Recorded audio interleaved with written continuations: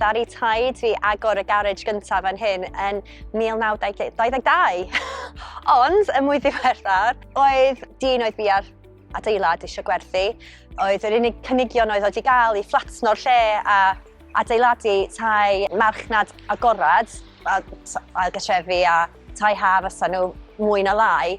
A doeddwn ni ddim eisiau gweld rhywbeth fel hynna'n digwydd, so ddaru ni creu Prosiectau Cymunedol Aberdyfi, not-for-profit organisation, a dechrau'r proses o trio ffindio $500,000 o bunnoedd i prynu'r lle.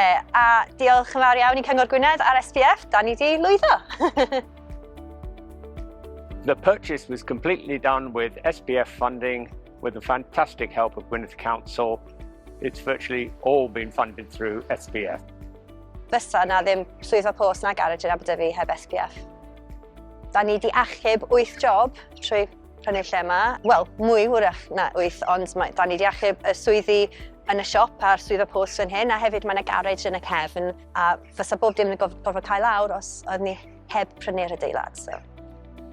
It has already brought benefits because this shop here would not be in operation had we not been in the frame to buy it. Ein gobaith i'r dyfodol, creu mwy o swyddi sydd ddim yn dibynnu ar twristiaeth yn y ha, so swyddi sy'n mynd trwy gydol y flwyddyn, swyddi sy'n talu mwy na minimum wage, mwyn bobl gallu prynu tai yn y cymuned yma a magu teuluoedd. A just cadw hwn yn saff am byth.